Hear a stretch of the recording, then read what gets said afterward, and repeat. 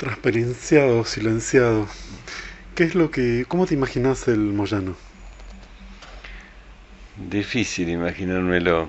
La verdad que lo he visto desde afuera. Desde afuera se ve triste. Yo lo veo triste desde afuera, ¿no?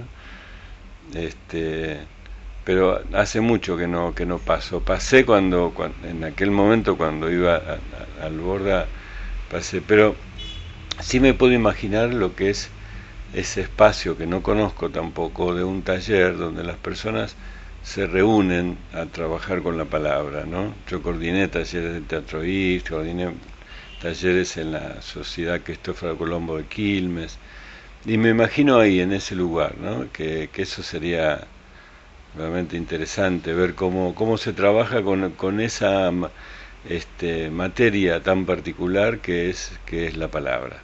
Y me das pie porque estaba pensando también esto. Vos contabas esto de haber trabajado en el Borda con el tema del cuerpo y no con la palabra. ¿Por qué? ¿O es una cosa pendiente?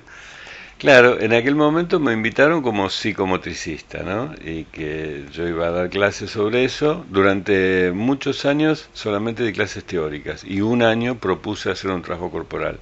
Ese fue el último año que fui. No me invitaron más. ¿Pero te gustaría trabajar? ¿Cómo encararías un trabajo con la palabra en cualquiera de los dos espacios? Ah, bueno, sí, sí, sí, me encantaría, sí, me encantaría trabajar, no lo puedo hacer por mis tiempos, pero sí como experiencias así cortas y cosas, me encantaría, sí, sí, podría trabajar con la palabra ligándola con el cuerpo, o sea, este, yo trabajo con niños, entonces para los niños las palabras, las vocales y las letras tienen resonancias que quizás el adulto ya no las tiene tan presentes. Pero por ejemplo, para los niños la letra I, cuando hacen la letra I, no hacen un puntito, hacen un redondelito. Hacen un redondelito por temas perceptivos de ellos, pero ellos ligan la letra I bastante con una vela, aunque parezca mentira. Y para ellos la letra I, si uno le pregunta cuál es la letra más iluminada, la O o la I, ellos dicen la I. Y eso es fascinante, porque eso conecta con un costado de la poesía, que es el que la palabra se haga espesa, que la palabra que no esté transparentada. Entonces me encantaría trabajar con palabras, me encantaría trabajar con sensaciones, con las sensaciones que pasan en el cuerpo. En algún momento con Héctor Freire, en el Teatro IF, en el año 78, 79, hacíamos unos ejercicios de relajación y donde a partir de alguna sensación se comenzaba a escribir. Porque hablar del cuerpo es casi imposible si no es a través de un trabajo metafórico, de comparaciones. Entonces, hablar del cuerpo está como cercano a la poesía, ¿no? Y después el trabajo sobre el grafismo, sobre el espacio, porque la poesía se revela contra el renglón completo, y eso es de la niñez. El niño a veces no termina el renglón y empieza abajo, y el docente le dice, ¿por qué dejas espacio en blanco? ¿No? Como si la letra no necesita, si la hoja no necesitaba respirar. La hoja necesita respirar. Entonces, el niño deja espacio en blanco. Eso es re curioso, es re interesante. Termina el día, le queda un pedazo de hoja y no lo utiliza. Al otro día comienza en otra hoja, obvio. Si todo se fundamenta en las relaciones espaciotemporales, respeten eso. Comienza el día, comienza la hoja. Hacen un dibujo y abajo queda un pie. Pero está bien, no tienen que escribir ahí. Ese pie oxigena. Si pilas de los passepartout se hacen con un pie amplio abajo en las obras de arte. La maestra en muchos momentos ocupa el espacio en blanco con su letra. ¿Qué pone? No dejar espacios en blanco. Eso todavía sigue yendo. Entonces, me gustaría trabajar con las personas que escriben y con lo que pasa en la hoja específicamente. ¿Qué pasa en esa hoja? ¿Cómo escriben? ¿Cómo usan el espacio? No es neutro eso. Y es algo que tiene un componente muy inconsciente, ¿no? Uno no es consciente de eso. Cuando corta y baja. Por eso la poesía en ese sentido, como dice Bachelard y tomó muy bien Juarros, la poesía es vertical, ¿no? ¿Por qué vertical? Y porque une el cielo con la tierra. La prosa, dice Bachelard, es algo que fluye, ¿no? Que, como el río, que corre. En vez de la poesía no, la poesía tiene otra estructura. Y los niños están más cerca de la poesía que de la prosa. Hoy, 2014, ¿qué te preocupa de la psicomotricidad? ¿Qué te preocupa de la poesía? No, de la psicomotricidad me preocupa y me ocupo mucho que pueda tener una entidad propia, ¿no? Porque el objeto de estudio que es el cuerpo no es un objeto de estudio que tenga otras disciplinas. La medicina tiene un objeto de estudio que es la vida orgánica. No conoce lo que es el cuerpo en relación a la cultura, el cuerpo que se gesta en la relación con otros. Me preocupa que los adultos tienen una función corporizante frente al niño. Si el adulto no está con su cuerpo frente al niño, y digo mirando al niño, poniendo su voz, poniendo su mirada, su contacto, sus aromas, sus movimientos, su actitud postural, su voz, su rostro, si el adulto no está frente al niño, el niño no se corporiza. El niño tiene fallas en su corporización.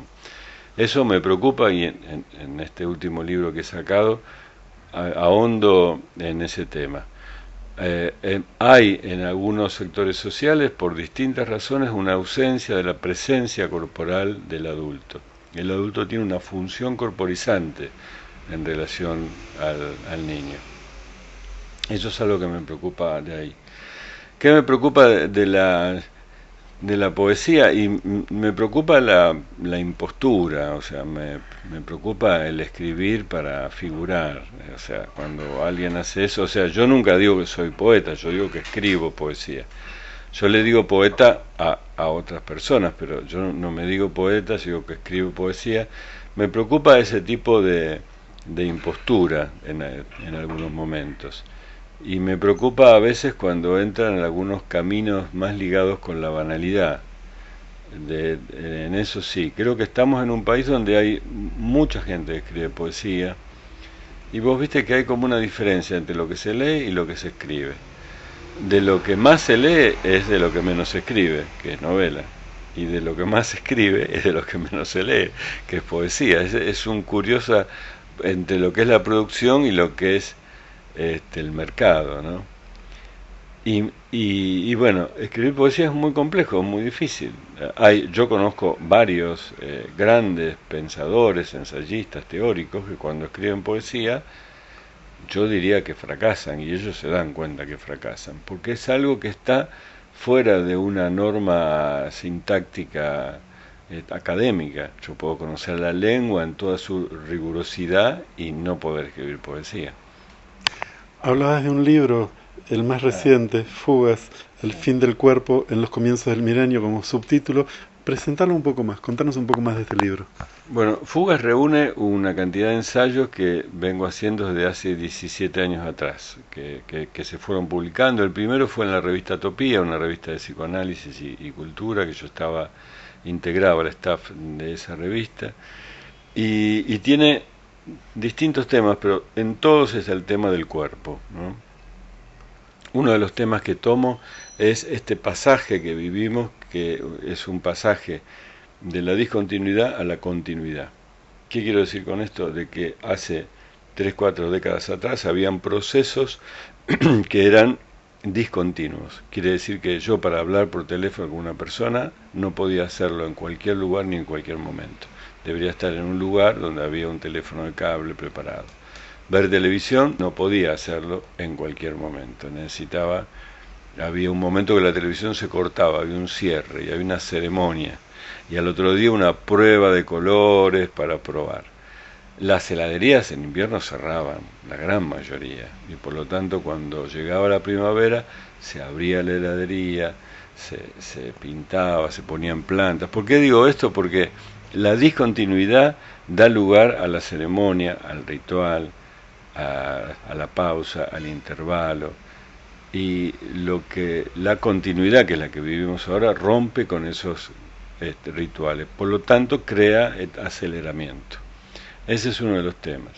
Otro de los temas es la lógica de la eficacia y la lógica de la eficiencia. El McDonald's es la lógica de la eficiencia. Uno va e inmediatamente se invierten todos los trámites tradicionales de un restaurante. cuando voy pago primero, cosa que no hace un restaurante, la elección es bastante corta y reducida, tengo que ser yo el que lo lleva a la mesa, no hay cubiertos, o si los hay son impresentables. Entonces pensemos un niño que aprende a usar un instrumento que son los cubiertos. El instrumento le permite retardar la ingesta del alimento y por lo tanto comer menos. Si uno come más lento, come menos.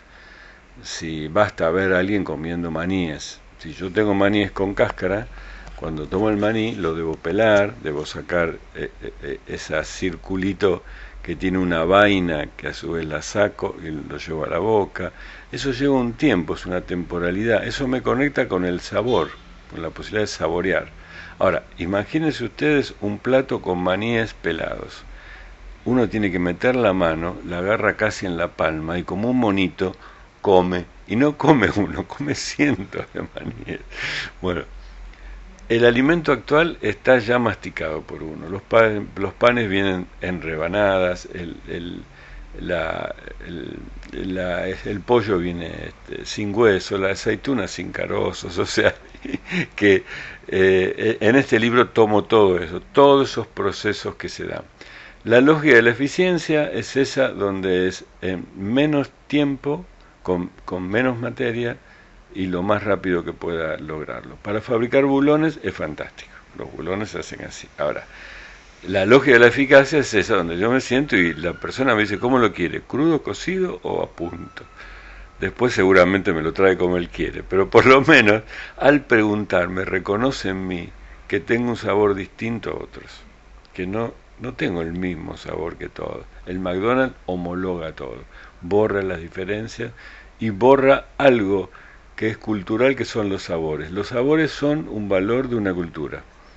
El que penetra con sus sabores en otra cultura está, digamos, conquistando paladares, aunque no lo sepa directamente. El cuerpo es un producto cultural.